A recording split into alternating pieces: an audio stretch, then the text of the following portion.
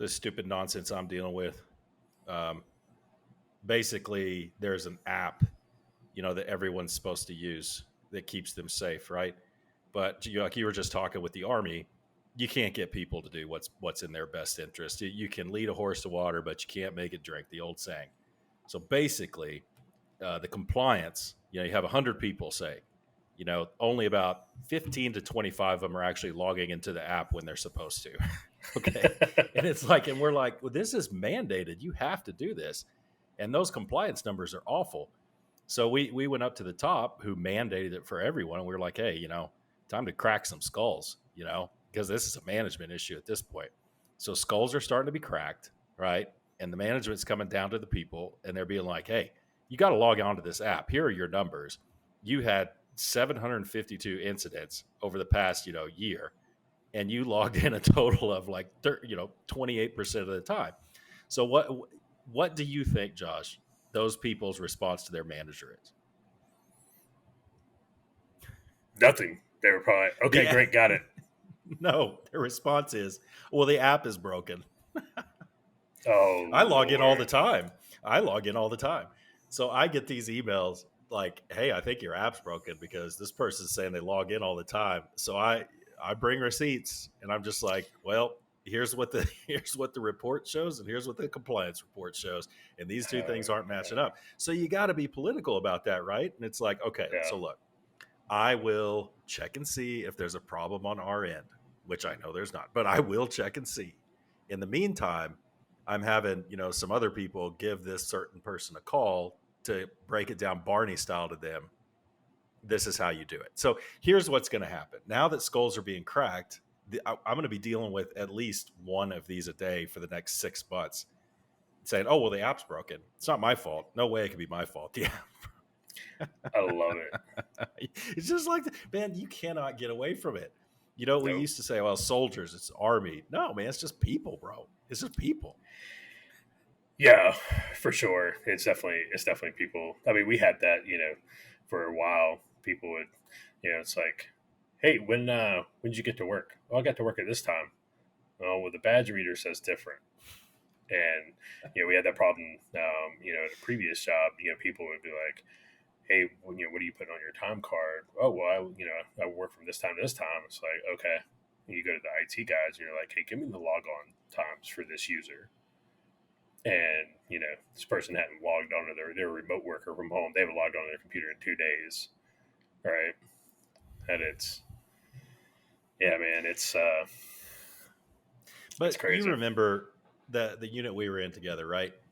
Yeah, I think when you came in, it was still kind of cool. It was still good. You still had a bunch of squared away people, and until a couple of dudes really screwed up, attendance really wasn't a big deal. It's just like, okay, you've been on the road, 280 days out of the year. Just come in when you need to. And you come in and you take care of business like you're supposed to. It didn't Yep. matter. And then when things started to slow down a little bit, we're getting new people in. They see the way things used to be done. They don't understand the context of that. So what do? They go and they screw it up for everybody. And now you got to look at time cards. And now you got to look at, hey, why weren't you at work at 8:00? And why did you come in at 8:15? And it ruins it, man. That's some Garrison stuff, man. Totally Garrison. Yeah. Well, you start talking, so organizational culture is critically important. And I don't care at what level or organization you're in, whether you're in the military, whether you're in the civilian world, doesn't matter what industry you're in, your organization has a culture, and that culture is either good or is bad. And for when you really start looking at dealing with people, people will people will change to fit their environment. Right? Humans are very adaptable. We've done it since the beginning of the human race. So when you create an environment where you don't trust, there's no environment of trust. There's an environment of micromanagement. It's an environment of you know just I'm going to treat you like a child. Okay, well then human nature is that we adapt to you and we act like children, right? Because you're right. But it's true, right? And yeah, we're going to follow the path of least resistance most times. And but when you start treating someone like a child, they're going to respond to you like a child. And you can't. That was one of the things, and we've had this conversation before. That was one of the things that I hated the most about it, was the hypocrisy, because we would tout something completely different, right? We would go, recruiting pitches and stuff like that, and we were briefing, hey, this is where, this is the pinnacle. This is where you want to be. This is where you're treated like an adult. This is where, hey, when you don't have anything to do, you don't do it here, right? When you're home, you're home. When you're gone, you're gone. And but that's not what we practice. It's what we preach, but it wasn't what we practice. I mean, it damn near turned into, hey, PT formation is at this time, and everybody's expected to be there, and that's what it almost turned into, because again, the culture changed for a couple of reasons. One, kind of requirements slowed down; they changed a little bit, but the organization made some bad hires, and it only takes a couple of bad hires to completely change the culture of an organization. The organization also grew, right? And you can't, I don't, and we saw this happen in a number of organizations, throughout especially in the soft community. When you double the size of an organization, you have to hire people that you may not have normally hired. Let's say you're an organization of 50, you can be very selective. Now, when you're an organization of 100, that person who came in second and third place, who you weren't going to hire when you were, you only needed 50 people, well, now you got to go back and give them another look and say, okay, well, I need people. So now I'm going to take the number 2 guy and the guy who came in third place too. And you kind of, you dilute it a little bit. And that's when you start having the issues that you're going to have, that you saw it have. And SOCOM came out and they did a study, I don't know, it's like 5 or 6 years ago, about all of the discipline issues and the problems that they had throughout the SOCOM formation. And a lot of it had to do with that, organizational culture, bad hires, op tempo. I mean, they were riding people like Zorro, and then they're like, I don't know why, substance abuse is so high, in our formations. It's like, these guys have been on the road 200 plus days a year. These guys are doing multiple deployments back to back to back. And, the focus is still forward. There's no support apparatus in the rear for them. So organizational culture is critical, man. It's important. And, take a look at your organization and what's the culture, and is it good or bad? Because it's one of the two. Well, I miss the good old days, of course. I think Roger would agree if Roger's here. By the way, Roger's out stimulating the economy in multiple ways this week, on an island somewhere. Put it to you that way. But he is enjoying himself, but he's also working, so we'll give him that. But I think Roger would agree, and I often think about it. It's like the Iraq War was a big mistake, right? I think when I was in Afghanistan, it wasn't a mistake, except for that one deployment I told you all about in Kandahar that was so awful in the last episode in 2012 or whenever that was. But Iraq War was a mistake. Staying in Afghanistan for so long was a mistake. But best days of my life, man. Shaped me, who I am, made me into what I am. I wouldn't take it back. So, you got to take the good with the bad, right? And you were talking about you treat adults like children, they're going to revert back and act like children, right? One of the experiences I had overseas was exactly the opposite, right? Working with some of these tier 1 units. I guess I was very fortunate that we would fall in and we were most times not a part of them. We were there to support them. We were there to enable their operations. And a lot of times they realized they could not do their job effectively without us. So they would treat us like adults. They would give us, they'd fill you out first for a couple of weeks, and then they'd start giving you rope. And they gave, at least me, they gave me a lot of rope. And I respected that. And I did. Not necessarily I was an adult, but I handled it well. I think you guys did too. And one of these operators one time was telling me a story, Sergeant Major, and he was saying that early on they were at a fire base somewhere, and it was just not many of them. and they had a bunch of augmentees that were just regular old Army Joes, man. 88 mics, truck drivers, generator repair people, and they were in such a bad way because they were in such a bad part of Afghanistan that they were like, you know what, let's do what we can. Let's tell these guys, hey, get your ball caps, wear a ball cap out with us. They started treating them like one of the team. And this guy said, and this is a guy I trust, and this is a guy who's one of the baddest men on the planet, genetically superior national asset. He's a Jizna, right? He was like, the simple act of giving these Joes a ball cap made them better in combat. It made them better in combat. They observed what the operators were doing, and they acted as if, right? Just a Yep. simple act of treating them like an adult, giving them a ball cap, and saying you're a part of the team. So that always stuck with me. But it can definitely go the other way too, as you and I have seen so many times. You get these augmentees coming in. One in particular, you probably know who I'm talking about, who just lose their minds when they're in that position, and then when they're in that scenario. It's just crazy, man. It's crazy, but some of the best times of my life, bro. I'm telling you, best times of my life. Yeah, no, for sure. I mean, the best times of mine, some of the best times of mine, is definitely, it's not the high water mark of my life, but it's it's up there. Haven't The hit it yet. That's true, man. Every day is, it gets better. Honestly, and I mean that in all sincerity. Yeah, you.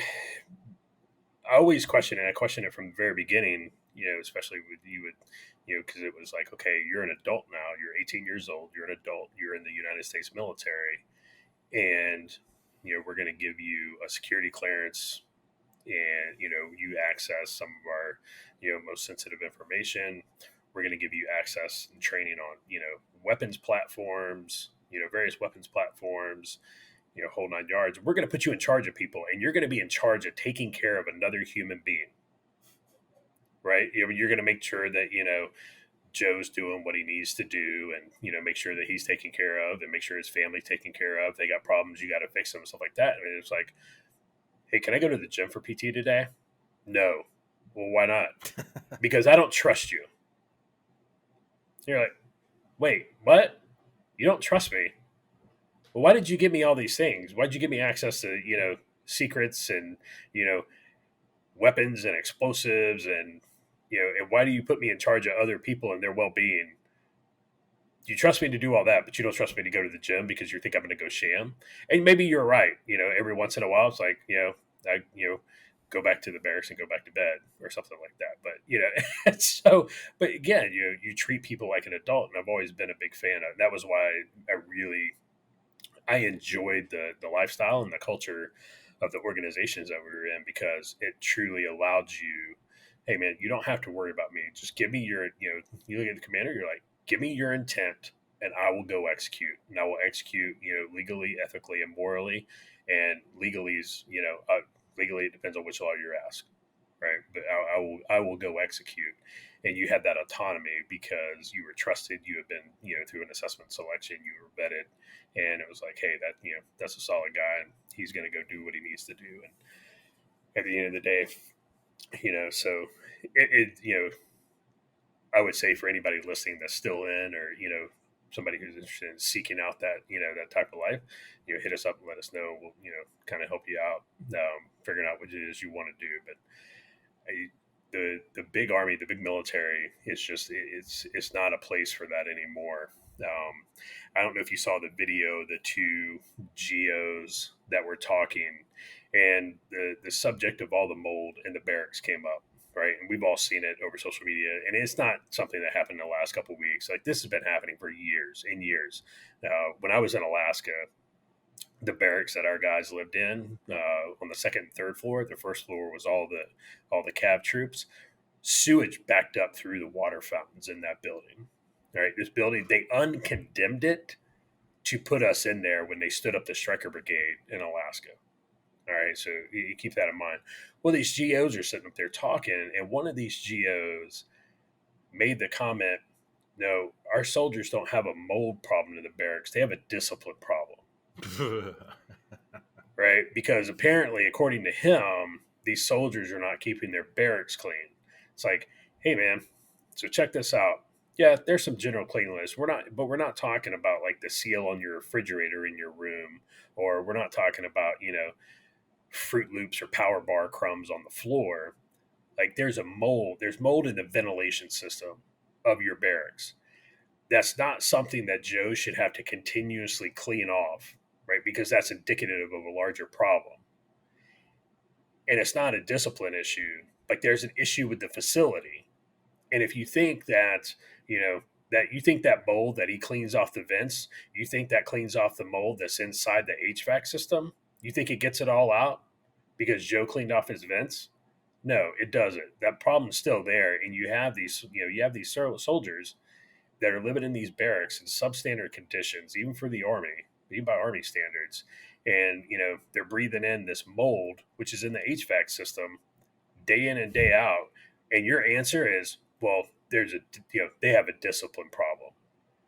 When was the last time that general officer lived in the barracks with a bunch of mold? I wonder if his on post housing has a mold problem. I bet it doesn't. I bet that dude doesn't even live on post. And that just that's indicative of the army leadership today and the military leadership writ large. We talk about it continuously, but Yeah, I don't know if that's like you said. It's always kind of been a problem. I mean, I was at Gitmo for a little while, and this whole housing development that we lived in, um, again, they uncondemned it when they opened up Gitmo, right? When they opened up yeah, JTF Gitmo, right? yep, And they moved the Navy over into the permanent party Navy that actually runs the base. They moved them over into some new ones, and they put all JTF Gitmo in these old ones. And dude, there was just freak mold everywhere, right? And nobody's going to do anything about it. It costs too much money. So here's the problem, right? Being a responsible steward of the taxpayers' money. This is why I have very little respect for general officers, because they would rather, well, it's going to cost too much to build another housing complex. Meanwhile, going through this VA claim is opening my eyes to a lot of different stuff. You can have these soldiers that have been breathing black mold for anywhere from 6 months to 4 to 5 years, living in the barracks, who the federal government, the VA, which comes out, that's DOD funding, is going to have to pay for that someday. They're going to have to pay for it. And it's like, well, what do they say? 6 and 1/2 baker's dozen the other. It's like yeah, you will save money in the long run. But I get it. It's all about funding and stuff like that. But with general officer, okay, I've been throwing a lot of shade at General Michael Hayden. Like every time this dude posts, he's just on Twitter. I just got to throw shade at the guy because he's just such a moron. But I think I've talked to you and Roger about these litmus tests that I'm coming up with, right? A litmus test to see if someone is truly conservative or not. A litmus test to see, are you really a libertarian? Are you a Democrat? What are you? And one of those litmus tests is, what do you think about us, basically doing an extrajudicial killing on a U.S. citizen, Anwar al-Awlaki? Anwar al-Awlaki was an Al-Qaeda dude. He was their minister of propaganda or whatever. He was very good at his job. But at the end of the day, he was a U.S. citizen, right? And without a trial, the Obama administration droned that dude into oblivion. And not only did they drone him into oblivion, also his son, who was a U.S. citizen, and I think his daughter as well, in 2 different strikes. So I'll ask somebody that. It's a good litmus test on Twitter, especially because you got to deal with the whole 200 whatever it is characters. And if you say, hey, what do you think about the droning of Anwar al-Awlaki? And if they say, because Roger has a lot of good points about that, but if they say something as simple as, hell yeah, it was a good thing, bro, it's like, okay, conversation over. But if they come back and say, well, it's a complicated scenario, it's a complicated issue, it's like, okay, I'll hear you out. That's a litmus test, right? Uh, yep, and if they say absolutely not, I think it was the wrong thing to do, it's like, okay, we'll continue this conversation. Why do you think that? So another litmus test, Josh, and I think you saw this on Twitter, maybe you did.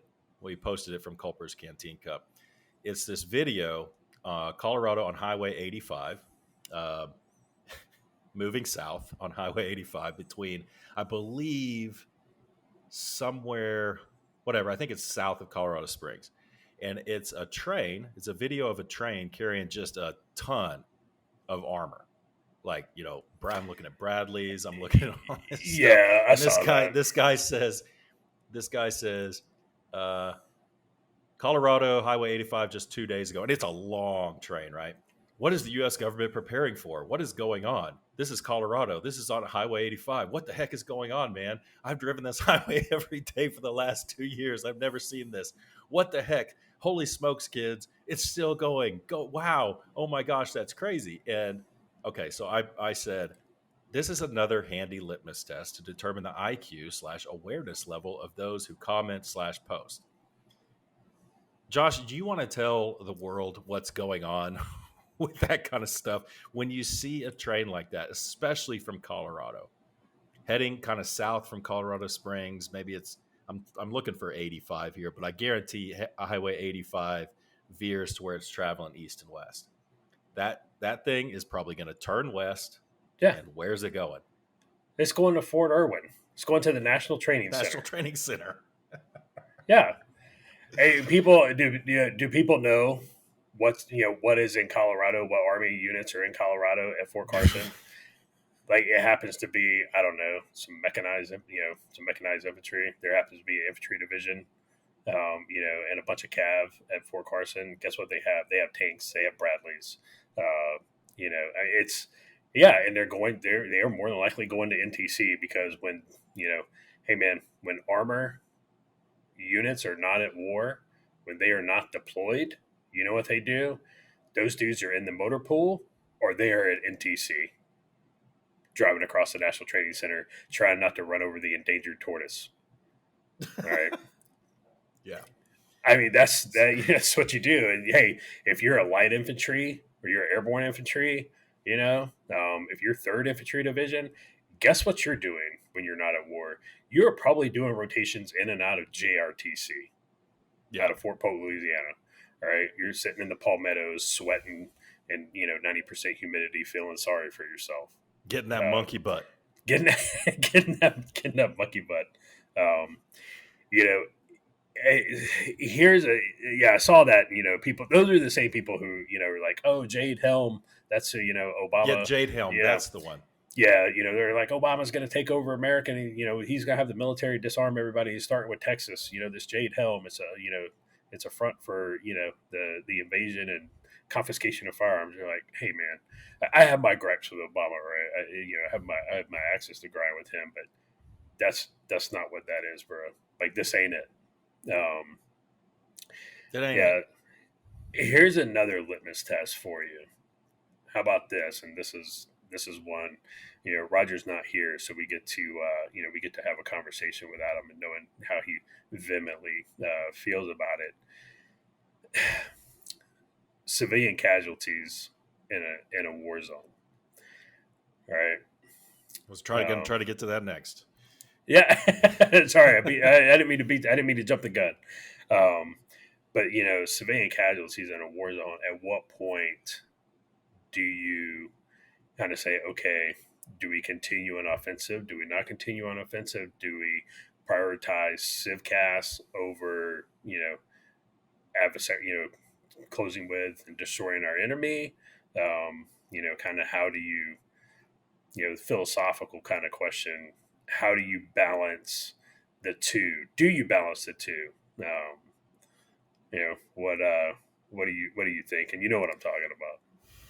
Yeah, I posted this on Twitter, and we got a grand total of, I think, maybe 3 likes. So thanks, folks, for supporting the Culper's Canteen Cup on Twitter. Basically, it was Glenn Greenwald. He was replying to a post, and some dude was basically saying, fact check, the majority of the Palestinian people in Gaza elected Hamas, which ran on a kill all the Jews platform, and it remains widely popular in Gaza.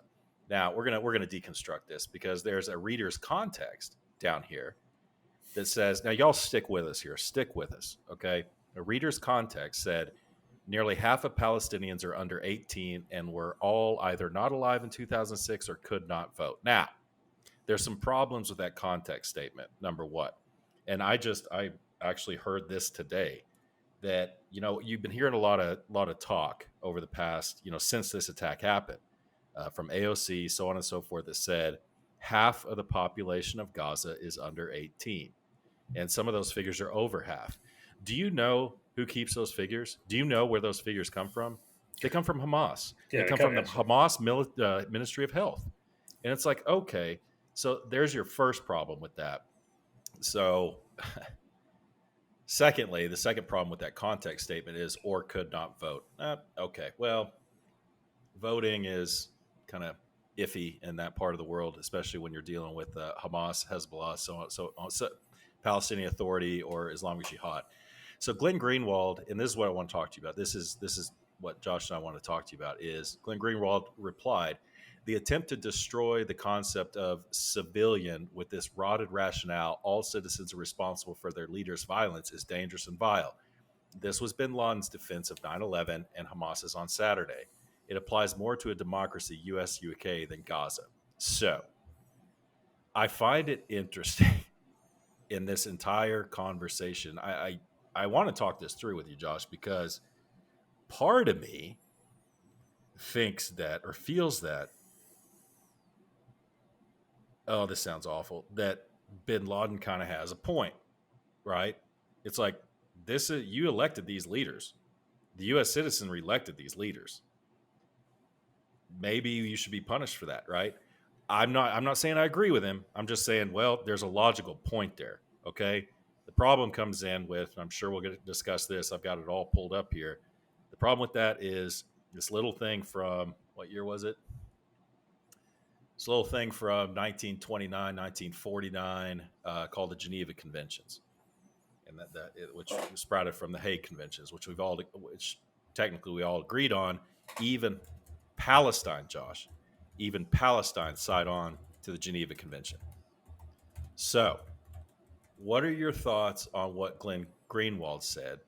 What are your thoughts on the majority of the people in Palestine voted for or elected Hamas, and the Kill All the Jews platform remains widely popular in Gaza? Sub question: what do you think about Ron DeSantis saying, hey, look, the majority of Palestinians are anti-Semitic, and we don't want them here? So it's your ball. I'm sure we'll kick this back and forth quite a bit. All right, so let's go ahead. We'll tackle the first question. Are people responsible for their elected leaders? That's your question, correct? Yeah, it's like it's part of the discussion for sure. Yeah. Yes and no. All right. Yes. I mean, you maybe not you personally. You might not have cast that vote, but at the end of the day, that's your elected leadership, and it is.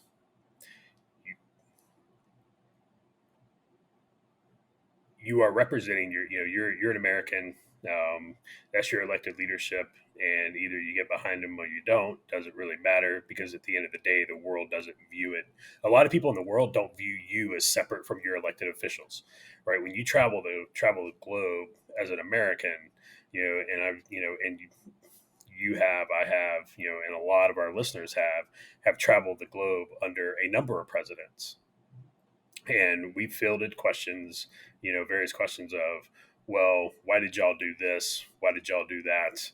Right. So a lot of foreigners, they don't differentiate between, well, I'm going to ask you this question, not because, it's not like, well, I know you may not have voted for them, but, you're an American, your president obviously is an American. Okay. Why did y'all do this? So they don't view you as separate entities.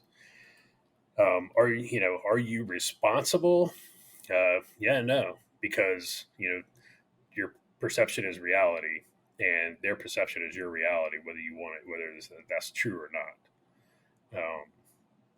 So the kind of that'd be the first part of that. Like I said, we definitely got to pass it back and forth, because obviously a lot more nuanced. And what's your second question again? Well, just talking about, what do you think about? Oh, I guess that DeSantis. kind of covers it. Yeah, well, okay, yeah, that was a sub DeSantis. question. Yeah. Yeah. DeSantis saying that those who express anti-Semitic views, specifically the Palestinians, not being allowed in the United States, I'm completely okay with that. But I'm also completely okay with, DeSantis or any president saying that people who are unwilling to come in and assimilate to American society shouldn't be allowed to come here. I'm fine. I'm okay with that. I don't care if it's anti-Semitism. I don't care if it's just plain racism. If you're, let's say you're Chinese and you come in and you're like, I hate the Japanese, right? I hate Japanese, for what they did in Nanking. I'll never like them. I'll never accept them. And every one of them should die. Blah blah blah blah. Well, hey, I'm going to come to the United States. No, you're not welcome here. We have to get we have to get away from this. We have to accept people immigrating to the United States. No, we don't. We should be very selective about who we allow into our country. And, a lot of people have decried DeSantis and a couple others, as being racist because he said, absolutely not. No, like, I would not accept Palestinians into the United States.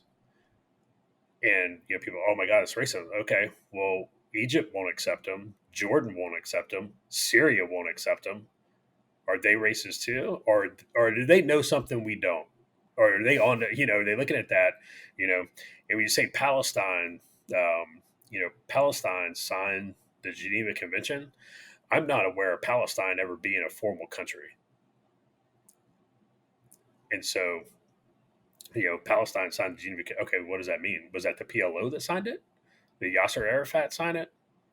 Because Palestine is not and has never been a formalized country with borders and a government and anything. It's been always been very nebulous. And I want to clean up something real quick. I'm going to hand it back to you, but I want to clean up something from the last podcast when we got to talking, and it was talking about somebody was like, well, Iranians are Arabs, and it's like, no, Iranians are Persians. Persians are not Arabs. They never have been. They never will be. Arabs are not Persians. They never have. They never will be.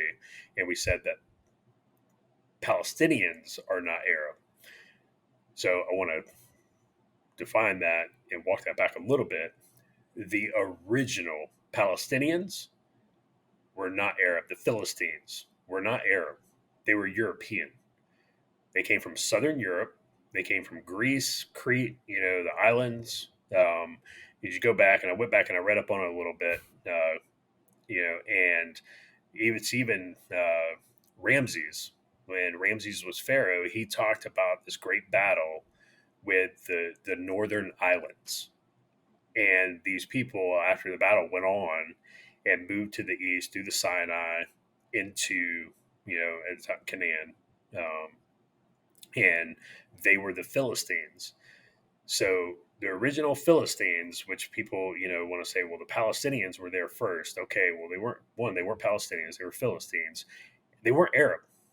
They were Greek, they were Southern European. So if we're going to play the whole, like, who was here first game, then you need to give that back to the Europeans.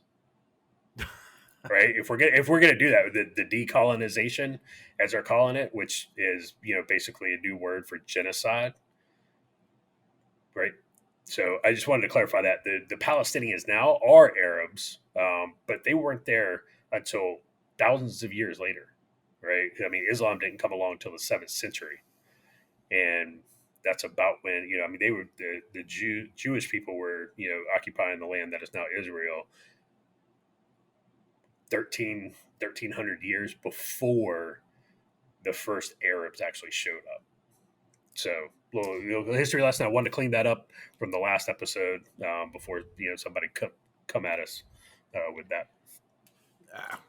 That was a good one. That was good. That's a good little tidbit there. There's so many tidbits with this stuff that goes back to history. Yeah. Like, for instance, like the word Palestine to label an area was, I think. Go ahead. No, I was just hey, that's a great point to bring up. It was the Romans. The Romans called the land that is now that is Israel, Palestine, as a slur. Like shithole. Yeah, yeah, basically. Because let's Yeah. be honest, I mean, good Lord. I mean, I'm with you, Josh. I want to go to Israel. That's on my bucket list. Oh, And I'd be my wife wouldn't be happy with it, but I'd be perfectly happy if we were over there and shit kicked off like it is now, man. I'd be like, yeah. all right, I'm going back in it. But it's a desert, man.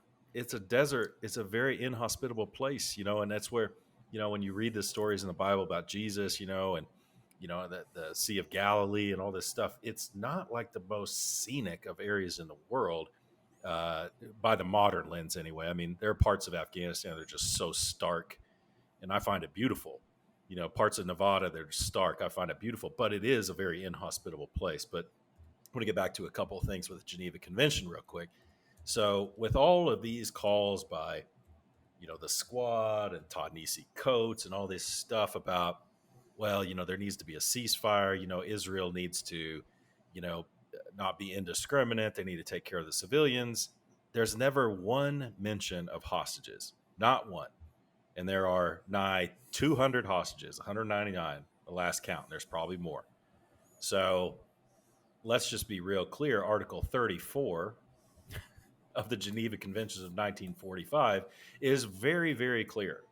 Article 34, Palestine signed on to this. Article 34 is 1, 2, 3, 4, 5. 1, 2, 3, 4, 5. 6 words. Article 34, hostages. The taking of hostages is prohibited. So, right there, you have I don't know what we're calling it. We'll call it a nation for now, um, an entity that has taken hostages. They have already broken the Geneva Convention, and no one is saying anything about that, naturally. That's an easy one. Now let's talk about Article 29. And this goes back to civilians and responsibilities and stuff like that. And we're really going to break this one down. Article 29, the party to the conflict in whose hands protected persons may be is responsible for the treatment accorded to them by its agents, irrespective of any individual responsibility which may be incurred. Now, that's a lot of legalese, okay? It's real legalese. So take that, what I just said, and it goes like this. The party to the conflict, okay, that refers to one of the parties involved in an armed conflict. That would be Hamas, such as a government, rebel group, or other organized force. Again, that's Hamas. Protected person refers to civilians who are not taking part in the hostilities and who are, therefore, entitled to certain protections under international law. Okay, so regular old civilians who just go to work at the tea shop every day and, you know, they're just living their lives. They're the ones that everyone's concerned about. Okay, so we got party to the conflict and protected persons. Next phrase, in whose hands protected persons may be. Suggests that these civilians, the one we just said, could be under the control, authority, or custody of one of the parties in the conflict. That would be Hamas at this point in the Gaza Strip. For example, they might be living in an area controlled by a party to the conflict. Clear enough? That's Gaza. Yeah. Next, is responsible for the treatment accorded to them by its agents. That means the party to the conflict is accountable for how its representatives, agents, or members treat these protected persons. That means Hamas is responsible for them. This includes ensuring their safety, well-being, and protection from harm. Okay, that's pretty clear. Hamas has responsibility for those civilians, period. Now, it's the last phrase. This one's kind of the tough one. This is the legalese. This is why we hate lawyers. Irrespective of any individual responsibility which may be incurred. Okay, this implies that the collective responsibility of the party to the conflict, Hamas, is distinct from any individual responsibility of its members. Okay, so in other words, even if individual members of the party to the conflict are found to have violated the rights or protections of these civilians, the party itself is still ultimately responsible for the overall treatment of the citizens in Gaza. In other words, what happens to those citizens if Hamas doesn't get them out is Hamas's problem. Period. Hamas knows it's a densely populated area. It's very clear. They need to get those civilians out. Now let's talk about Article 35, Josh. Right to leave the territory. All protected persons. We discussed who the protected persons are. Those are civilians not involved in the conflict. all protected persons who may desire to leave the territory at the outset of or during a conflict shall be entitled to do so unless their departure is contrary to the national interest of the state. I'm reading that's a nation. Palestine is not a nation. It's not a state. State is actually capitalized here. The application of such persons to leave shall be decided in accordance with regularly established procedures, and decisions shall be taken as rapidly as possible. Those persons permitted to leave may provide themselves with necessary funds for their journey and a reasonable amount of effects and articles for personal use. We know, well, we don't know, but there are multiple reports from independent sources saying that Hamas is actively keeping people from leaving. They're setting up roadblocks, keeping people from, going south to Egypt. Okay, Hamas is in direct contravention of the Geneva Convention in 3 cases as it stands right now. And those are just 3 articles. Israel's not doing any of that stuff. I mean, when you do a surprise attack on Israel, when you conduct a surprise attack and you're killing civilians, sure, that's Israel's responsibility, but they didn't know the attack was coming. They didn't know they had to protect those people. It's just Yep. we're talking apples and oranges here. It's very frustrating that the whole situation is frustrating. Let me get your thoughts on what I just said. I know there's a lot of wordy gobbledygook, but at the end of the day, it boils down to this: Israel should not purposely target civilians, purposely just for the simple sake of targeting civilians. No one should do that. But if civilians get injured in the course of war, at this point, according to the Geneva Convention, that's on Hamas. That's on Hamas. So in other words, if Israel's bombing or artillery, whatever, JDAM, whatever they're doing at a headquarters, Hamas headquarters in downtown, wherever, and a few civilians get injured because they were too close, that's on Hamas as long as Israel was targeting that military target. And that's the effing bottom line. Because Stone Cold said so. So let it be written. No, I agree. The the Geneva Convention, a lot of folks, obviously a lot of countries signed it. As we've said, Palestine is not a country. Never has been. But they signed it, and they should be operating in good faith along those lines. But so I was having a conversation today with a couple buddies, and we kind of got talking about it's much akin to the Supreme Court decision about the executive branch and these agencies, these unelected bureaucrats, right? And specifically the Supreme Court case, I can't remember the name of it, but it came out and ruled that the EPA does not have the authority to basically legislate from the executive branch, on what farmers can and can't do with their water on their land and stuff like that. Now, you would think that would have resulted in, the executive branch agencies reeling themselves in and saying, okay, well, we won't do that anymore. But they just thumbed their nose at it because up till now, there's been no repercussion, and so, you're looking at the same thing with Hamas. Palestine. Hamas didn't exist until 1987. So when Palestine, signs the Geneva Convention, and I don't know when they signed it, whether it was in the 40s or the 50s or later, Hamas wasn't a thing. Now, the ideology was there. The ideology was absolutely there because, you just go back to the I forget when it was. I think it was the late 60s. It was the Khartoum resolution and the 3 no's. And for our listeners out there who might not be familiar with the 3 no's, the Arab League Khartoum resolution in the late 60s basically laid out, said, okay, we'll stop schwacking Israelis, we'll stop doing a couple things, but these are our 3 no's, and we're not budging off them. And it was no peace with Israel, no recognition of Israel, and no negotiations with Israel. Those were the 3 no's. Now, this is back in the 60s. So when Israel has tried to come to the table, multiple times, and they keep getting told no. They can't get anything done. Whether the Oslo Accords in 1993 was a complete failure.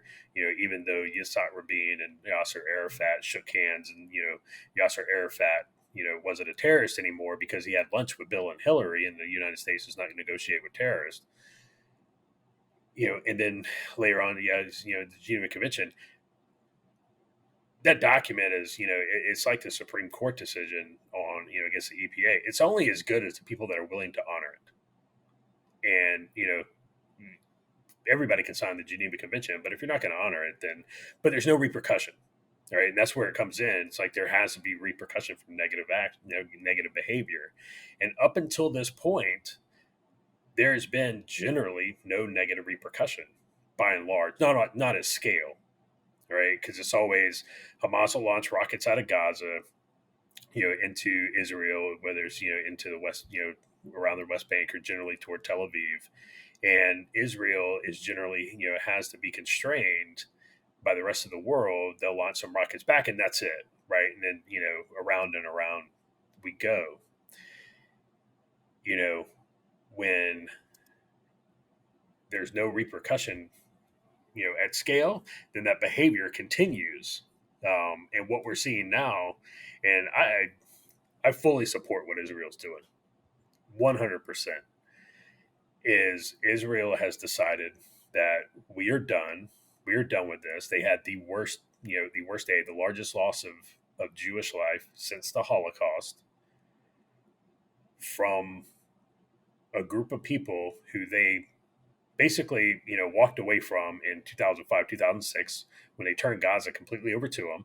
Hamas turned around, dug up all the pipes, that were supposed to be there for water, turned them into missiles and missile launchers and stuff. And, then they come in and, they target civilians, they targeted, kids, babies, and, then everybody wants to hop up against Israel. And I don't get it. Like, I really don't.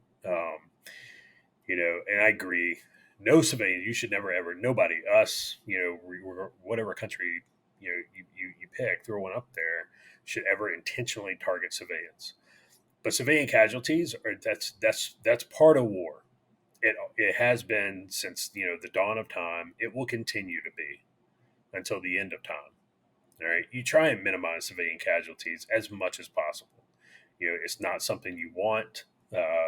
You definitely don't want to get in the habit of we're going to start targeting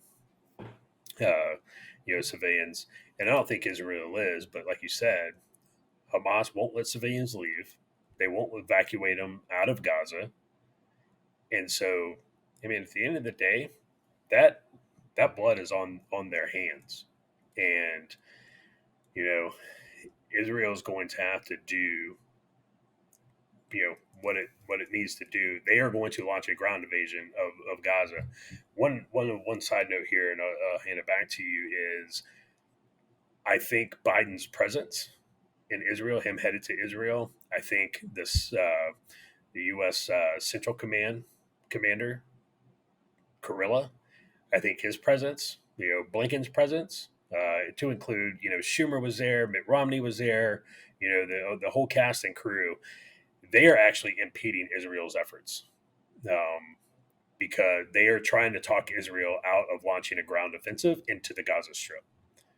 They're absolutely doing it. And the longer that they keep Israel from launching a ground offensive into the Gaza Strip, the more time Hamas has to prepare, the more leverage that gives Hamas in negotiations, and the longer that gives Iran time to make a play to get supplies to support Hamas, and put Israel at a disadvantage. And I think it's intentional.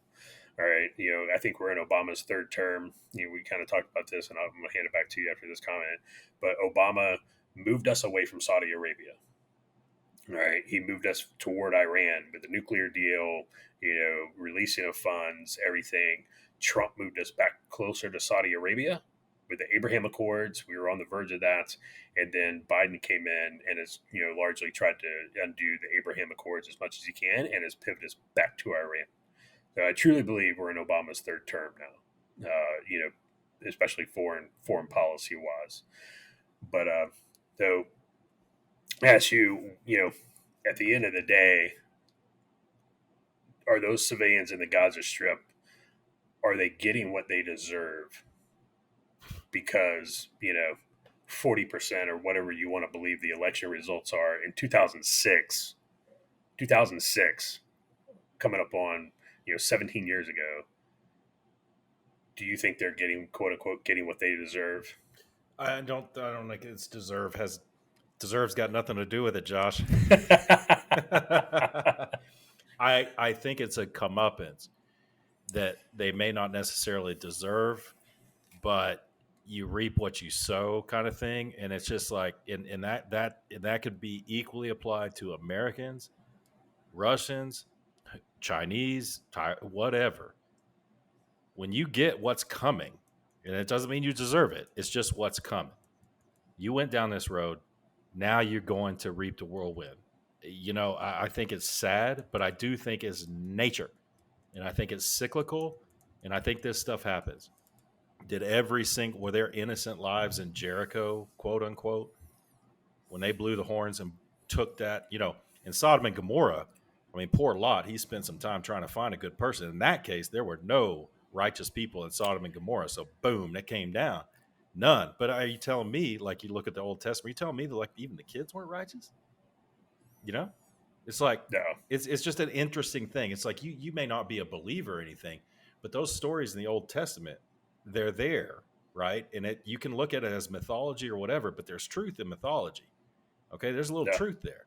You pull back the curtain. This is what I don't like about preachers, man. They don't tackle difficult issues like this for the most part. I think my boy Michael does sometimes. I don't know. I haven't heard him preach in a very long time, but there are object lessons in these old stories, not just in the Bible, but from mythology, going way back.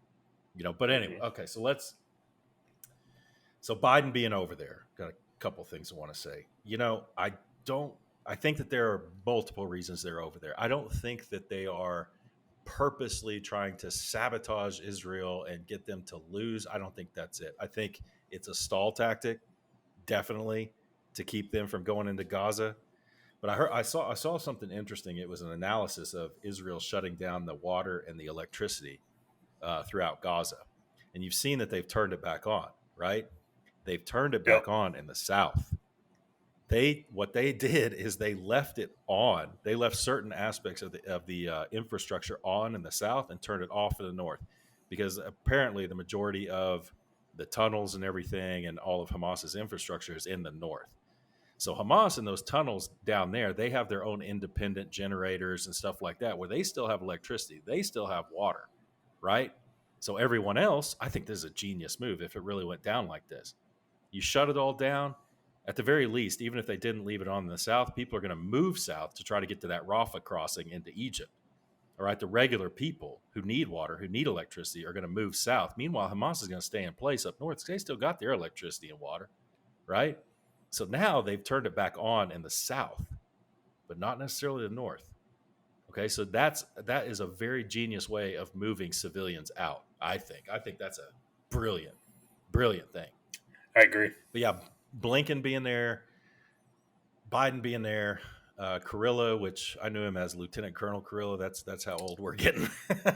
Yep. Dude's a 4-star general now. He's an awesome dude, by the way. But yeah, there is definitely an aim there, and I know that there's a lot of stuff going on behind the scenes, and with Jordan, with Egypt, probably way behind the scenes with Iran. Those backdoor talks that are going on. A lot of stuff going on in Qatar, a lot of stuff going on in Yemen. And I think that this is a dynamic situation. This is what I want to get into you with, because this may not be out till Thursday, and there may be a lot of movement by Thursday. But libertarians are really starting to lose me, man. I think they're kind of losing the plot on this. I read some of the stuff they're saying. I listen to some of the stuff they're saying. It's just like, dude, they're calling into question moving 2 carrier groups, into the region. It's like, that's where I got to give Biden props. It's like, I think that's a good move. I think that's exactly what you should be doing. moving Marine Rapid Response Force in there. Yeah, that, you know what that is? That's a threat. That's a direct threat to two entities. One, mainly, 100%. it's a threat to Iran because this is saying, Hamas, you better not. And like in this one time, I do believe Joe Biden when he's like, don't, when they're saying, what do you have to say to Hezbollah and Iran? Don't do it. Don't do it, because we got these giant, giant baseball bats, two of them in the region, ready to hit you hard. Okay, but the problem is you've got, like, I think we covered this last one. You got Hamas in the south and Hezbollah in the north, right? Coming down from Lebanon, things like that, both supported by Iran. Hezbollah is a much bigger military threat than Hamas. So if Hezbollah gets the order to go ahead and they're chomping at the bit, I guarantee you to do it. They get that order from Iran, you're going to see a much different type of scenario here. And this could turn into a conflagration in relatively short order. Now, back in the day, George H.W. Bush, when Saddam invaded Kuwait, he actually waited a little while to decide what to do. And it took Margaret Thatcher calling him saying, George, this is not the time to get wobbly. And that's what I'm afraid is going on with Blinken going over there, the CENTCOM commander, Joe Biden. They're getting wobbly, right? They're second guessing. It's like, what are you doing here? Are you second guessing their battle plan? What are you doing here? I think we're seeing some wobbliness. I think there were some decent moves. The devil is due, man. Moving the carrier groups in, strict warnings. I think he was a little long. He took a little bit too long to get out there in the public and make a statement on it.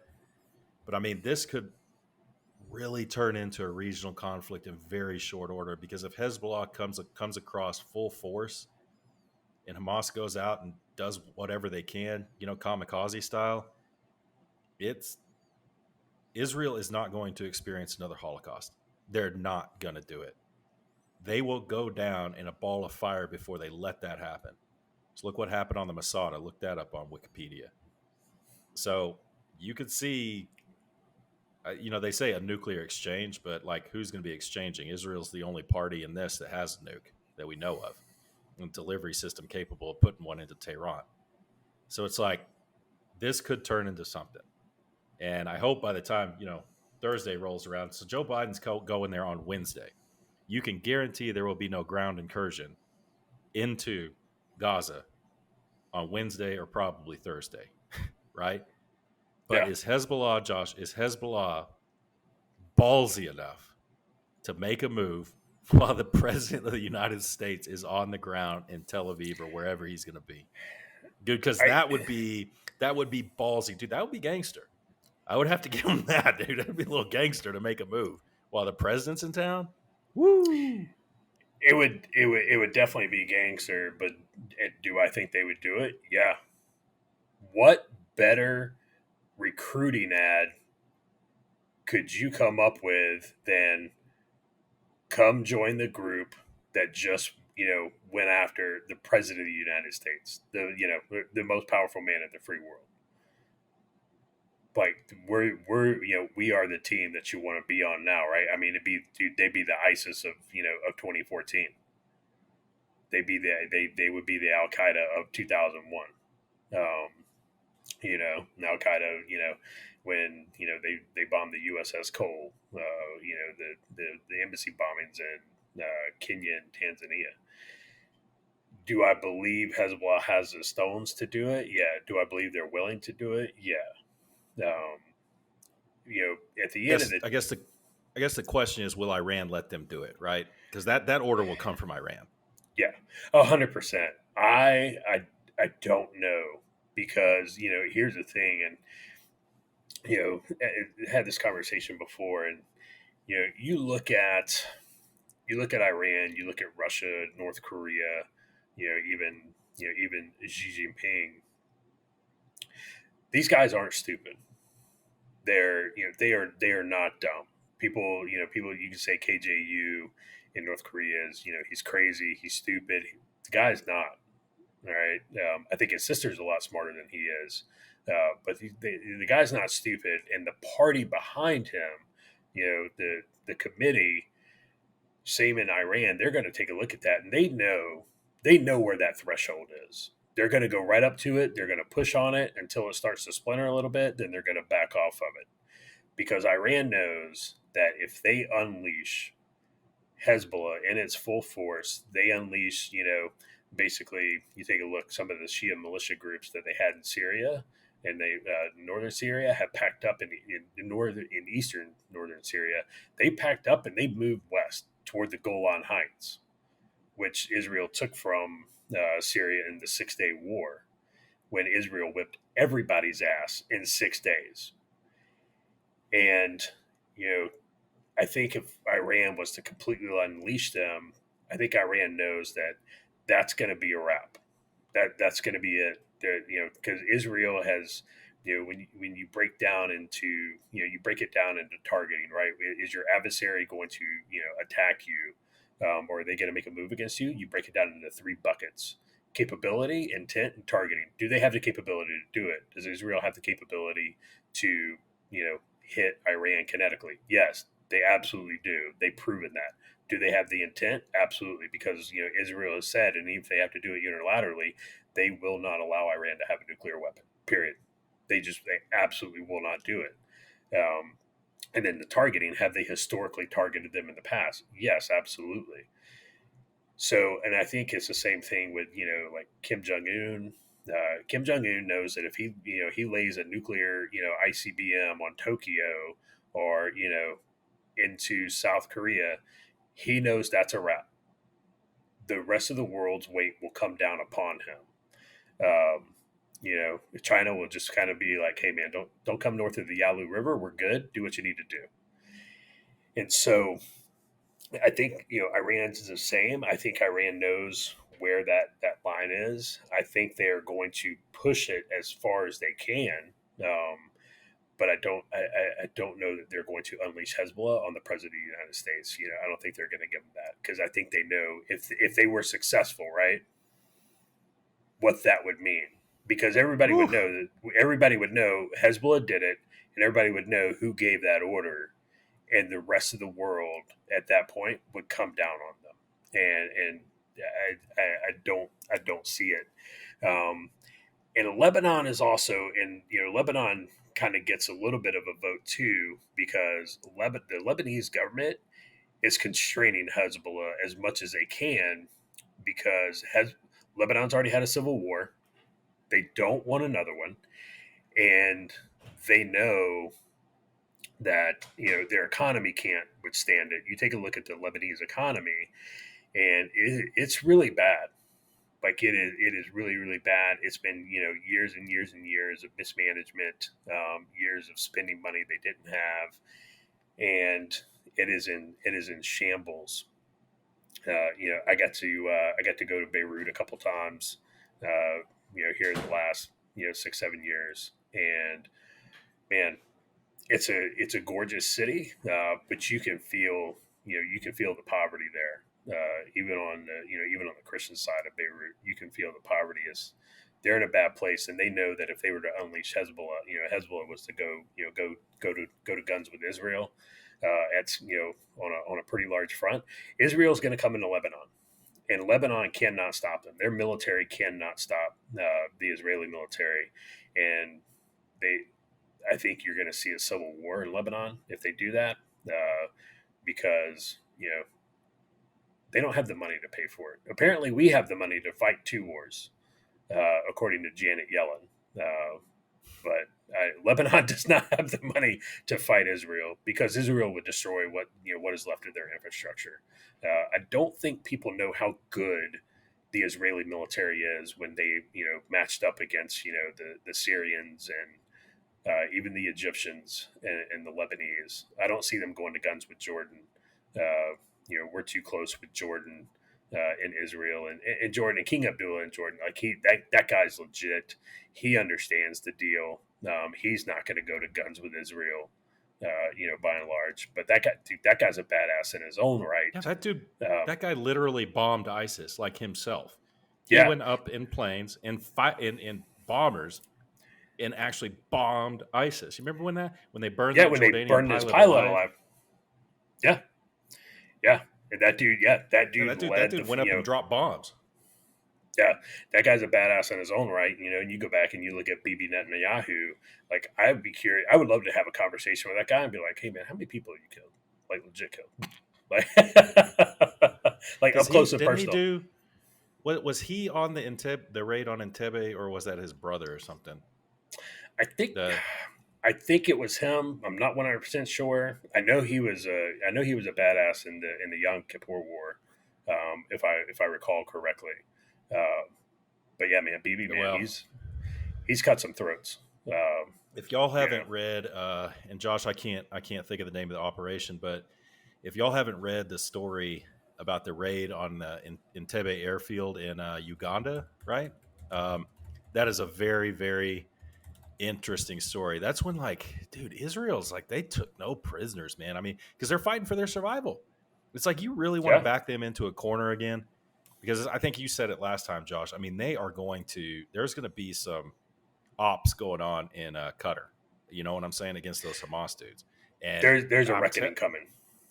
they know, and they, we as the U.S., we are very, and this is reflective in a lot of the tier one units, where it's not that we're risk averse, but we really mitigate every possible risk, right? And if the mission's too risky, we're not going to risk the Operation Thunderbolt. That's right. Thanks, Josh. Um, if the risk is too great to lose national assets that we've spent millions of dollars training, we will not do it. We learned that hard lesson, and forget the name of all these operations to rescue the Iranian hostages, right?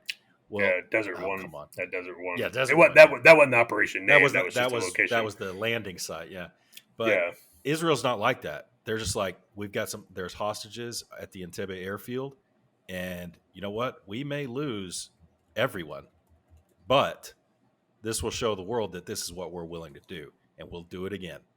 yep. So that You was know, Operation Eagle Claw. Eagle Claw. How horrible is that we forgot?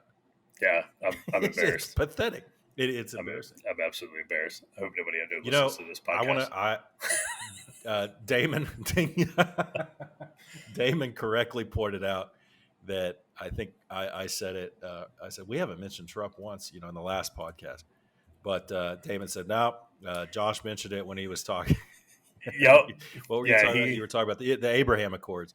So with Trump, Josh, I think that okay. If you think that, if you're one of these people that think that all these indictments are a big conspiracy to distract him from his campaign, I think this is, whether it's a conspiracy or not, it's happening, because I'm not seeing a whole lot out of Trump about the stuff going on in Israel right now. I'm not saying he's not putting it out there. I'm saying I haven't seen it.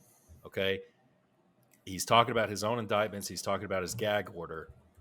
And it's like, if anything, he should be hitting on this Israel thing as hard as he possibly can. Who is hitting on it, and hitting on it in a really strong way, is the number 2 contender, DeSantis. The number 3 contender stepped on her crank with Nikki Haley. It's like, what? Okay, this is your, we can't say grabbed him by the pee moment, but this is your, not no new taxes, but I'm trying, this is your y'all moment, where what's his name goes, y'all, and his whole campaign went down the toilet. Guess what, Nikki Haley, you're done.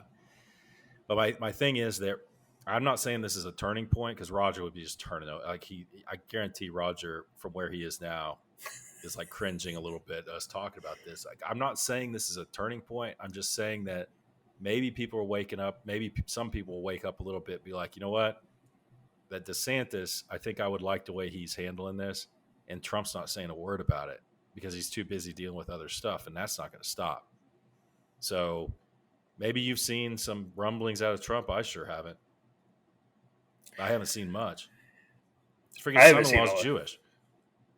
Yeah, yeah. I haven't seen a lot out of him on specifically on Israel. And I mean, I follow his Twitter account or X account or whatever we're calling it today. But I haven't seen a lot. But I did see his plane. He was headed to Iowa. All right, after the judge put the gag order on him, and he's headed to Iowa to caucus there. And it's like, oh, you've got a plane and you're headed to Iowa. Ron DeSantis sent planes to Israel to bring Americans home, specifically, Florida citizens home. And I get it. All right. So, Trump's not a governor. He's not a mayor or anybody. He doesn't have, technically constituents, that are there. But bro, you got a plane. You have something that a lot of people don't have access to, and you have the money. You have the financial means to get Americans out of Israel, especially in Tel Aviv, that are trying to get out, that want to get out, and you haven't done a whole lot. Even your social media, you haven't said a whole lot about it. And you're right. Jared Kushner, is Jewish. And I even think Ivanka, I think she could, I don't know if she was Catholic or whatever, but I mean, even she's practicing Jewish, practicing Judo, and so yeah, I think I don't think he's playing this right. I don't think he's playing it well. I think that's his hubris. Part of that, large part of that, is his hubris getting in the way, and along with the distraction of the indictments and the gag order, because I guarantee you, he is like, I am so far up in the polls right now that I don't have to expend a whole lot of effort on this. I think he truly believes he's going to coast. This is a tortoise and the hare situation starting to play out, because DeSantis I think he's played it very, very well, on this, and the whole, no, I would not allow Palestinians, people, to come immigrate into the United States, and they're anti-Semitic, and and he even said all of the, basically all of the, Palestinians here in the States that are, not citizens, they're here on a visa or whatever. He's like, I would deport them. They would be gone. And you're like, I don't disagree with that. Right? When you saw the protest, you saw the protests around the United States, specifically at colleges, pro-Palestinian, pro-Hamas. And it's like, dude, I would go through that crowd. If you're a citizen, fine, whatever. You're going on a watch list, maybe, depending on. But dude, you're not a U.S. citizen. You're just here on a visa. You're here, visiting or whatever, and you're out spouting, supporting a terrorist group. We put our citizens in prison for that, right? Sending money to and providing material support to terrorism. Why would you let somebody who's not a U.S. citizen stay in the United States if they're doing that, or you'd be gone? And I think a lot of Americans are going to get behind that, and can get behind that. So, Yeah. and Nikki Haley, I actually have a friend. Man, go ahead. Sorry. Yeah, sorry. Yeah, man, Nikki Haley, she did not play that well at all, at all. So we'll see. When you told me that, I was like, "Are you sure she said that?" Because I heard her say something else, and I was like, "Well, I'll have to probably not relate it." And then I saw it today, and I'm like, "Unbelievable! What is she doing? What are you doing?" Oh God, I just don't. I don't. People are losing their minds, Josh. People are losing their minds on both sides. Yeah. Speaking of losing their minds, I have a friend she is a Palestinian Arab. Came over here, I think, when she was 11, 9, 10, 11. And I don't know if it had anything to do with the time when Kuwait expelled all the Palestinians. I don't know. I know her dad did really well. But she is I don't want to no, I won't say her name, so it doesn't matter. Maybe she'll come on the podcast. But she actually converted to Christianity. And man, you get her started on this stuff, she'll tell you what she really, thinks about, it's like us talking about Americans. Like most Americans are peas, right? Yeah. Of course, I love my country. You got to get along with your fellow citizen, but let's be real about who they really are. Yeah. And that's how she is.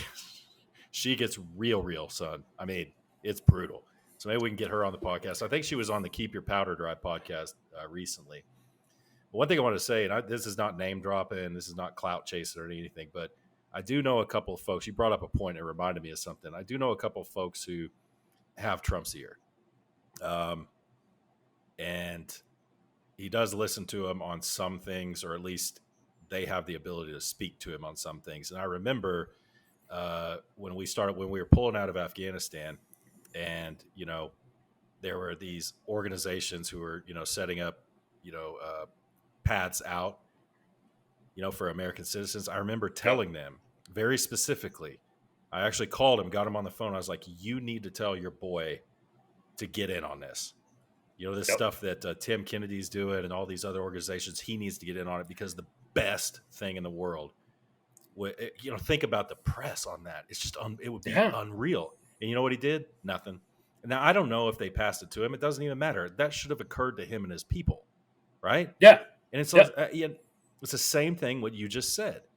It's like, did this not occur to you that you could do this, and you could just completely flip the script, and you would probably, I mean, I'd be all hyped up about it. It's like, why didn't you do this? You have the means, you have the ability. I, it's Roger was talking about how horrible DeSantis is running his campaign, and yeah, it's not the best. But it's like Trump, what is his campaign? His only campaign is those folks out there that are going to vote for him, even if there's pictures of him playing poker with Satan. Eric. I love you, Eric. I love you. I love you. And you know what, Eric, I love you. And if Trump gets the nomination, I'll vote for him. But gosh, it's just, man, No, I don't know. you're absolutely Tortoise and hare. You said it. Tortoise and hare. You yeah. said it. That was a good point. You're absolutely correct. And if we can think of this, us knuckle dragging nugs, if we can think of this, and if Trump is, if he surrounds him by the, if he surrounds himself by the best, because he only hires the best people, then this should have been, this should have been foretold, right? Hey, you need to get in on this. You need to start getting people out. That's gonna be part of the big campaign. Is gonna be Trump's, Trump 747 or something, whatever it is, sitting on the runway in Tel Aviv with a bunch of flag waving Americans getting on that thing. And when they get off that thing in New York City or wherever you're flying them into, brother, they're getting off. They're carrying American flags. They're carrying it is going like we are going to make this a spectacle. And right, if we can think of that, you can at your level and our level, like why can they not think of that? And his campaign is I don't want to make this about Trump because I still got some comments on Israel and stuff to make. But his campaign, he came out and said that today he tweeted out that he is going to establish an Iron Dome for the United States in his second term. I was like, okay. So I have a couple questions. So I have a couple questions. One, why didn't you do that in your first term? Because at a certain point, you were the president, and you had both chambers of Congress that were GOP majority. So why didn't you do that in your first term? And second, what are we worried about? Are we worried about? Do we need protection from short range missiles? I mean, I get it. Like I get the Cuban Missile Crisis thing, brother. That was a while ago.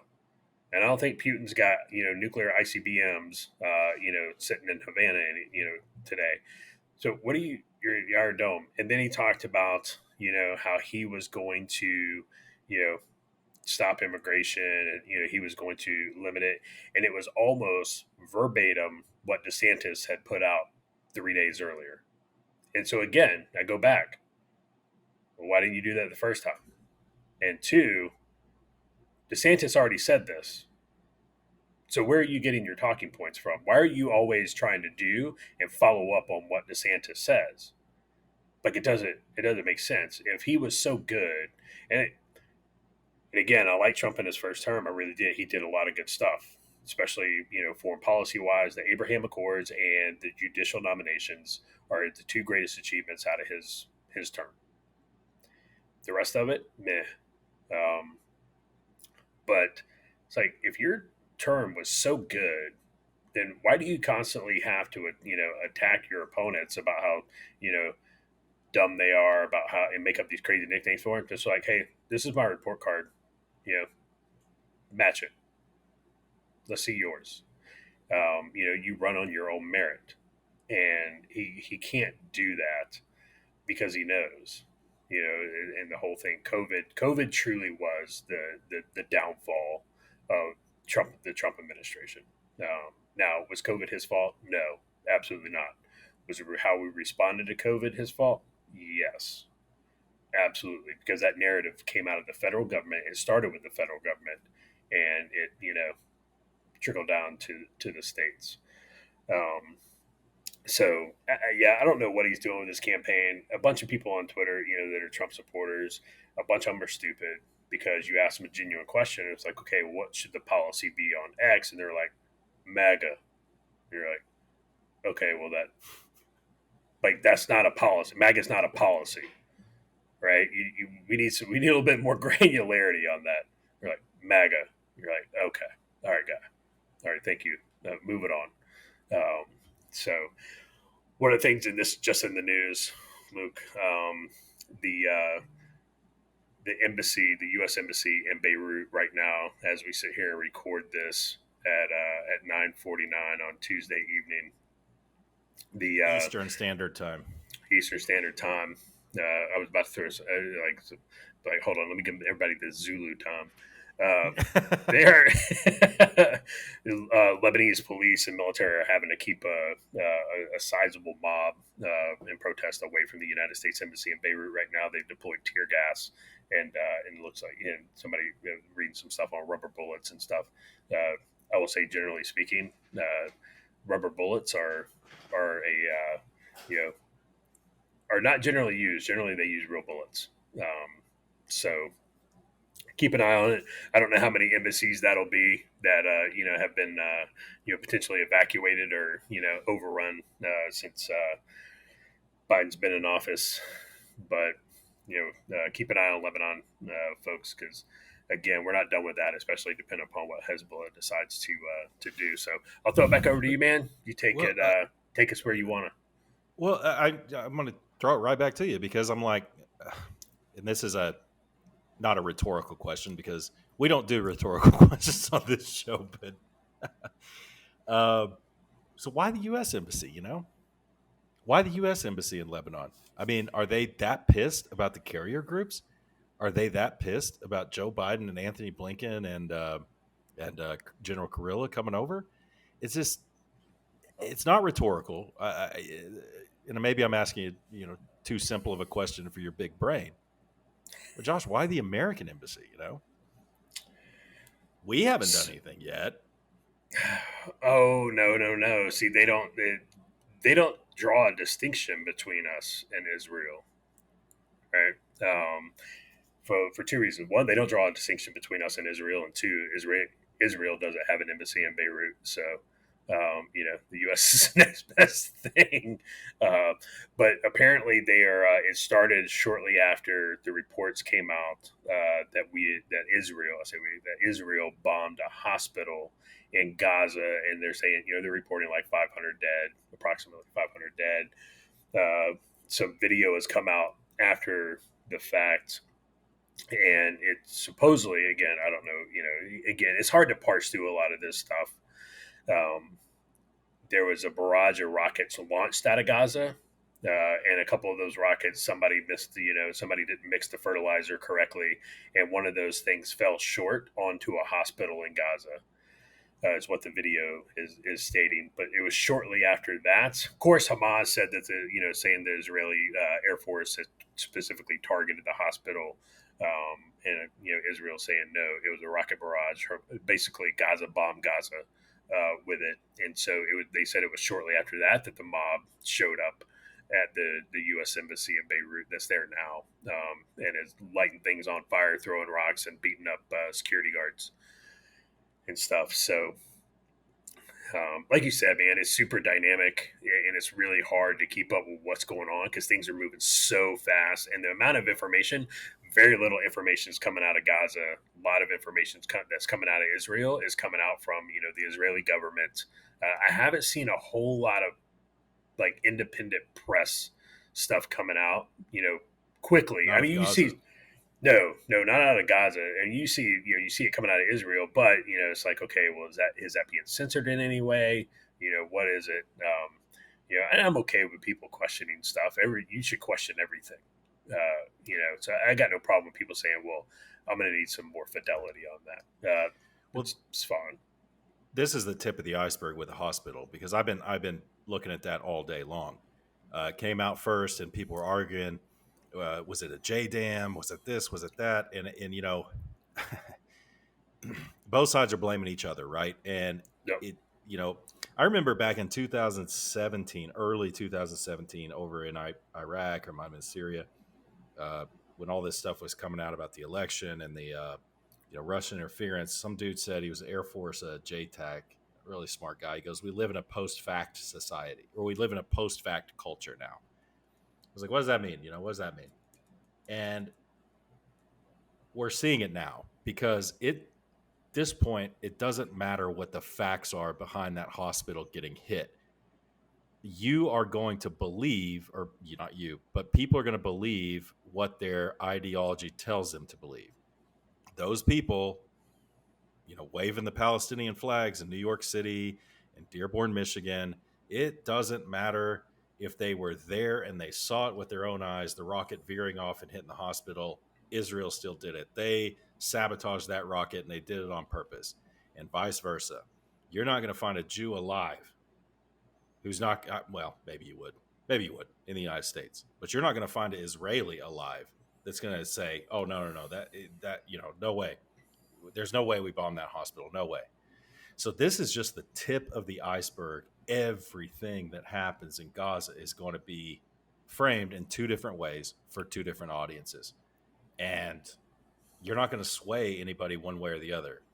Maybe Joe Sixpack out there who I'm starting to think Joe Sixpack is more discerning than the average person. It's like, well, hospital got hit. These rockets are made out of, old, water lines. I see the video, but again, there's deep fakes and all this stuff. It's just like it's the tip of the iceberg, bro. This stuff's gonna be going back and yeah, forth, and it ain't pretty. And it's not even. I mean, it's not fifth generation warfare. Um, it's back in the third generation, probably. I'm yeah, guessing. I don't know. It's a lot of misinformation, and again, you just gotta. The simple fact of the matter is, you boil it down to this: what happened? God, it wasn't even this last weekend. It was the weekend before. What happened? Their own propaganda videos, Hamas's own propaganda videos, showed what happened. They yeah, wanted that to get out there. You know, uh, men killed, children taken, women raped. I mean, good lord. I mean, this stuff. Okay, this stream of conscious now, so I'm going all over the place. do it. But I think you and I agree, and I think Roger does too, that I think every morning at schools everywhere, every morning on the news, well, it doesn't, it's 24-hour news cycle, but at 8 a.m.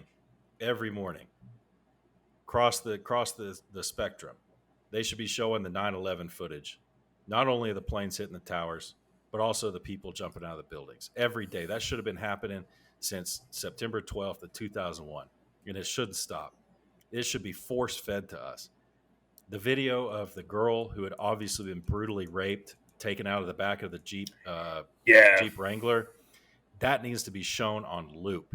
That girl being taken away back to Gaza on the back of a motorcycle, she's screaming to her boyfriend. Her boyfriend, has got his hands, zip tied behind his back, obviously taken to be killed somewhere. That needs to be shown on loop. You know, uh, yeah, no doctored videos. That's straight up. I mean, that's you're never going to see those again. The girl being taken out of the back of the Jeep Wrangler, you're never going to see that again. That's one of the most brutal images I've seen in a long time. It's just people need to realize the brutality of this world. These people that are marching and all these college students are ripping down the photos of people who are still hostages. They don't realize. And I know I'm preaching to the choir to our entire audience here. They don't realize what these people will do to you if they are in control. You're the first to go. Same with communists. You're the first to go because everything you hold dear, they're going to tear it down and they're going to kill you for believing it. And you're sympathizing with them. It's just like I hope, I pray to dear God that I'm never that naive. I've been naive before, but not that naive, bro. No, no, you, dude, 100%. And that's why I'm fine. A lot of people are like, don't share their videos, don't share their propaganda for them, don't share the pictures of the carnage. I'm like, no, show it. The world needs to see it. The world absolutely 100% needs to see it. It was one of the first things that Eisenhower did when they started to uncover concentration camps, and Eisenhower's like, go get every reporter, get them up here, take pictures, take everything, do it now because someday someone's going to say this didn't happen.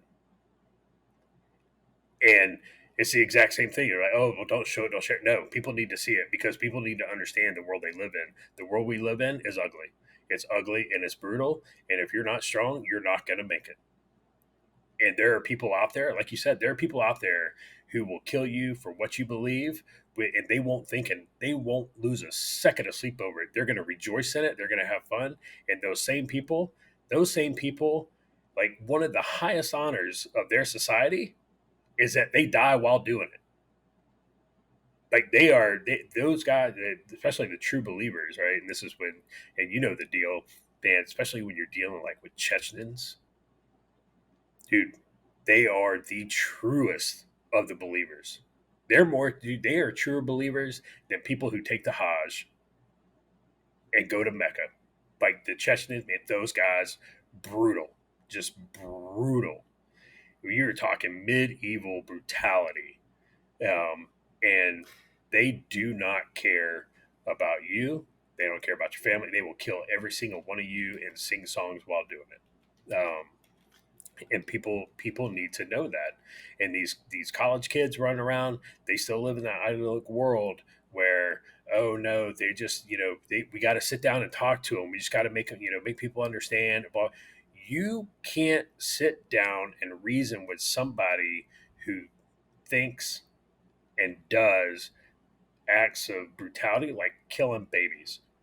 There's no reasoning with that person because they justified in their mind that killing that baby is okay because they're a non-believer, because they're an infidel, they're whatever. And well, no, they just need some hugs. It's like, no, like you can't reason with that. You can't do that. I saw the funniest one I've seen was somebody at one of these pro-Palestinian rallies holding up a sign, and it was the alphabet people for Palestine. And you're like, you do realize what they would do to you in Gaza because you like someone of the same sex. You do realize they throw you off the top of a building. Like, you tracking that? They do that in really the majority of the Muslim world. You would not survive. They would kill you. They would kill you on the spot, and they wouldn't think twice about it. But you're out here, getting by because it's the current thing. And of course, we've spent, the media spent, decades painting Israel as, the enemy. And I was reading, I did a little test. I pulled up, the history of Israel. MSNBC, CNN, even the BBC, a lot of the New York Times, WAPO, all of the leftist mediums. Every single one of them, when they gave their timeline for the history of Israel, when it started? 1948. 1948. Every single one. Every single one. But I mean, that's but hey, man, that's powerful because that's what people now, teenagers and stuff like that, who are interested in this, are looking at that. We're like, oh, what is the history? Oh, well, Israel started in 1948.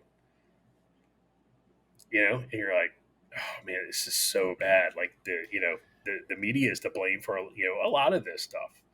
Um, You know, and you brought up the Chechens, and it got me thinking. Because I think I messaged you guys last night, and I'm like, I'm starting to plateau in my workouts. I need to figure something out. And you bring up the Chechens, and it makes me think about some of those videos of the Hamas guys, and some of the most glorious videos, by the way, are the ones of them getting shot, where it's filmed by their own body cam. It's like, yeah, reality just hits you really hard, buddy. I know you've seen those. It's really good to see. But so these people, we work out, and I know, you see this footage of those guys, coming across the border through the wall, not the border, through the wall and stuff like that. And you may be thinking, our audience, I'd kick that guy's ass. Man, I got all my guns in the closet. I'm good. You're not. You're not. You need to be thinking about this, especially with Chechens, someone who's like a true believer, someone who grew up tough. And I'm reminded of a quote, and I don't know where it comes from, but I got it pulled up here, and I'm just going to read it. And this applies to myself as well as everyone else. And Josh, I know you've heard this quote before. Somewhere a true believer is training to kill you. He is training with minimum food or water in austere conditions, day and night. The only thing clean on him is his weapon. He doesn't worry about what workout to do. His rucksack weighs what it weighs, and he runs until the enemy stops chasing him. The true believer doesn't care how hard it is. He knows either he wins or he dies. He doesn't go home at 1700. He is home. He only knows the cause. Now, who wants to quit? Dude, like you said, Josh, this is a brutal world, and people need to we get comfortable. I'm guilty of it just as much as anyone else. Yeah, but if you think what happened to those kibbutzes couldn't happen where you are, I'm not trying to be like alarmist or anything else. I'm just saying, man, we're cushy. We're sheltered. It can happen to you. It can happen to you. It can happen to your kids. It may not happen to you. It may not happen to your kids. But your kids and their kids, maybe someday. The world is a brutal place, and we are so sheltered from it. And that's why you have all these people marching at Dearborn and New York City and all these college campuses who just don't realize how brutal the world is. It's just these people are hard, man. They're hard. Harder than us. Yeah, for sure. I remember my my first deployment. Young private. Private Josh, and went to the Balkans after Arkansas Tigers had rolled through Kosovo. Dropping Albanians down wells, and that it up until that point, I'd never really cared about politics and world affairs and stuff like that. Like I knew I'd watched Red Dawn enough times that I knew that I hated communists and I hated the Soviets and I hated Russians, and the only good communist was a dead communist. But you still had I still had a level of innocence about the world in general. And then we started pulling bodies. We came across villages and stuff like that where they had basically cleared out all the men, and they'd taken them up to the well or to a ditch or somewhere, and made them all stripped down, and then there's shell casings everywhere, and there's you can see body parts here and there, and the UN's in there, and whoever else is in there cleaning up and pulling bodies up out of the ground, and you're just like, wow.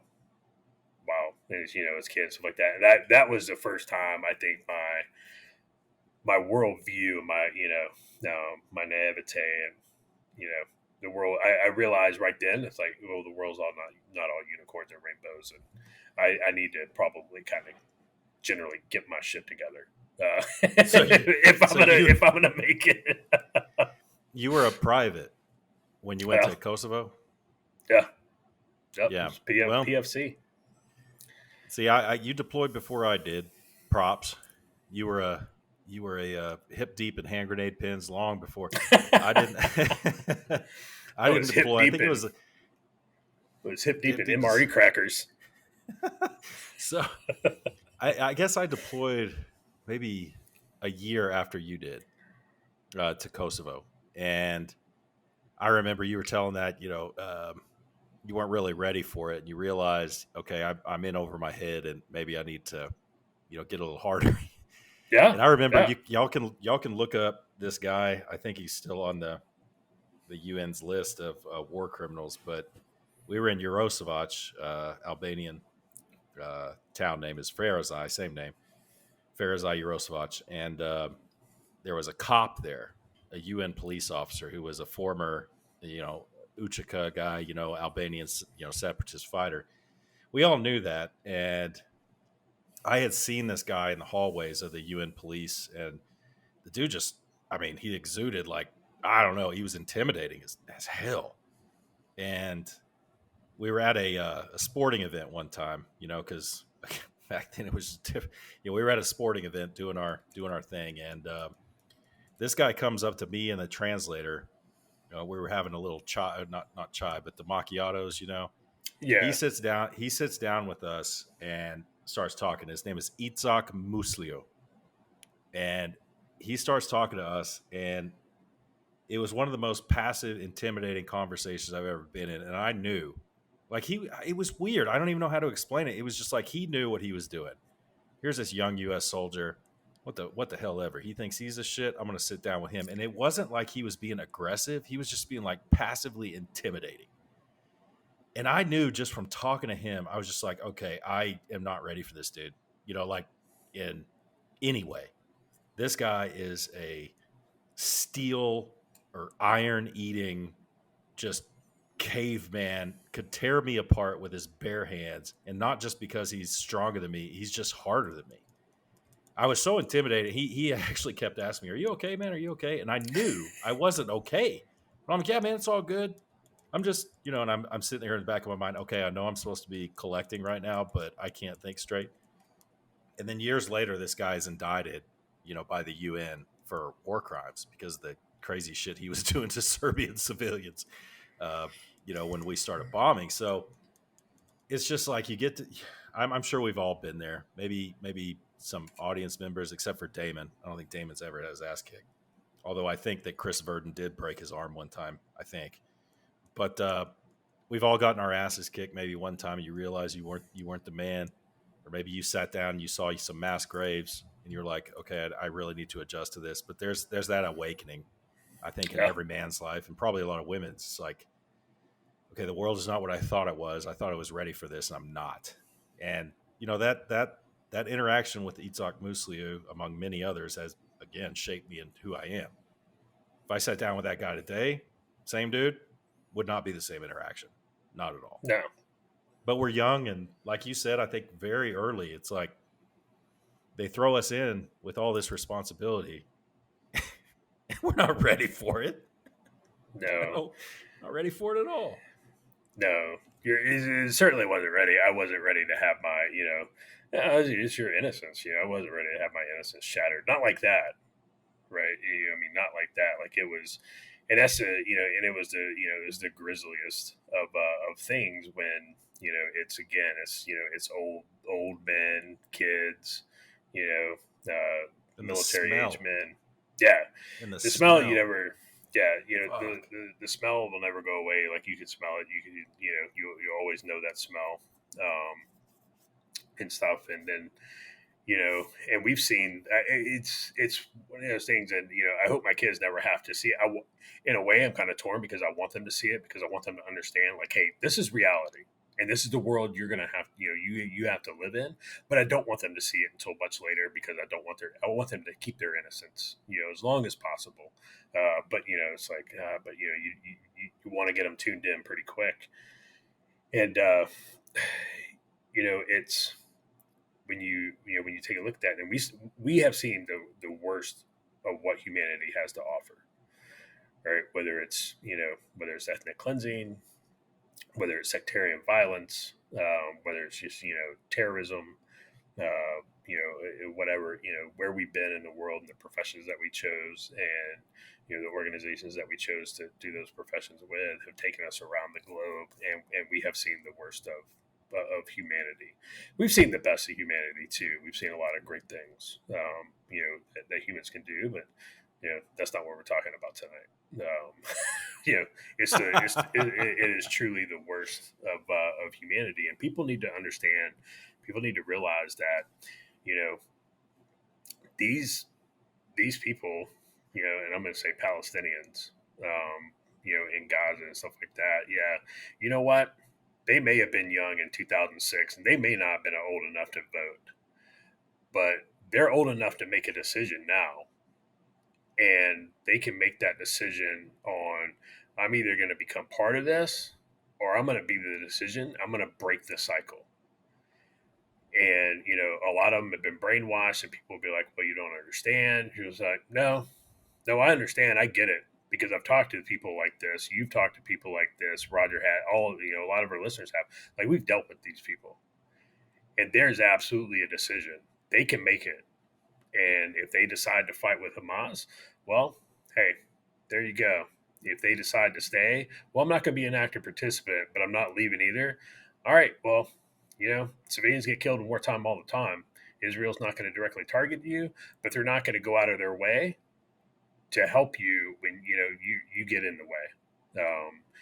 So we all make choices in life, and you want to make that choice to stay. Well, then you have to deal with the repercussions of your choices.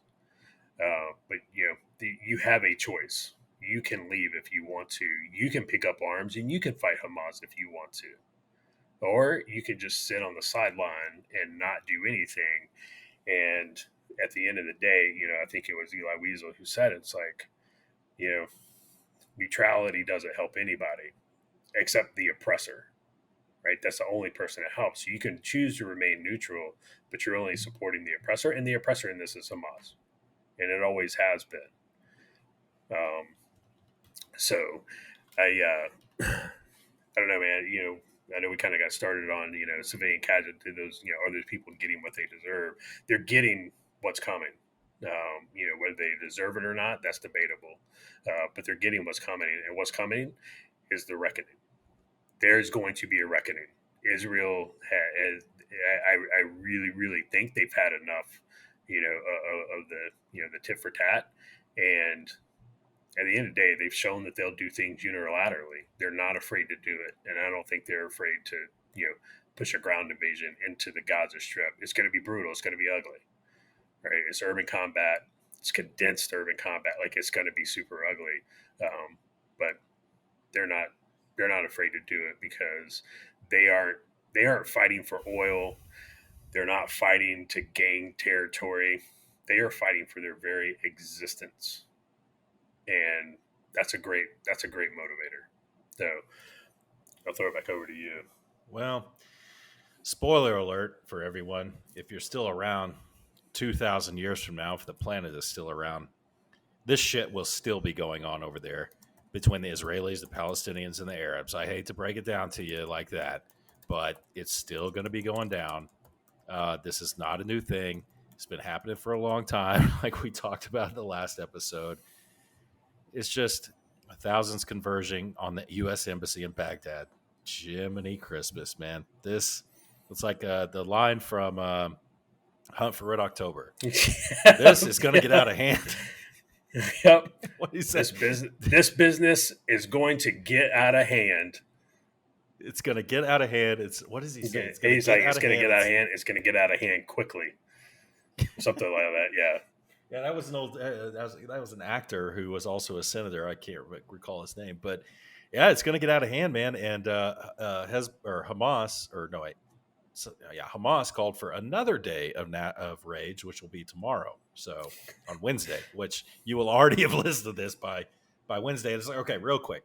I know we're coming up on time here, but I was having a conversation with someone very close to me, someone I'm related to, and I was like, maybe best to steer clear of concerts and mass, attended events and things like that. And this person said to me, it's my daughter. She said to me, well, if anything was going to happen, it was going to be on the national or the day of rage or the day of jihad. And I'm like, you don't understand how this works. Like, this kind of stuff takes planning and it takes more emotion. They called it too quick. If they keep calling this stuff, something's going to happen, man. And it may be your quote unquote lone wolf, whatever. But y'all, I just say stay frosty out there. Just stay frosty. Realize what's going on. Look at what's going on at the southern border. Look at these mass rallies within the United States. Look at what's going on overseas with the embassies. And just stay frosty, stay alert, and probably nothing will happen, and that'll be great. But realize if anything's going to happen, It's probably going to be within the next month or two. You know, uh, and I'm not saying mass, attack or anything like that. That's down the road, as Josh says. We're looking at a year or two away from something big happening, and I tend to agree with him. So now that we've gone the whole podcast without talking about sports, because I got two different listeners tell me when you guys start talking about sports, I turn it off, and I'm like, really? Okay, but I'm looking at the AP Top 25, and it looks like if the college football playoff was today, it looks like Florida State would be in the hunt. So, Yeah, baby. congratulations to Josh's Florida State. UNC's down the list, and Texas Tech is not even. And UNC's 10. So, maybe we'll get 2 out of 3 of us in the college football playoff if things keep going like they are, because it ain't gonna be me this year. But Yeah. I don't know. I don't know who to give a shout out to. I guess the usual suspects, but I always forget somebody.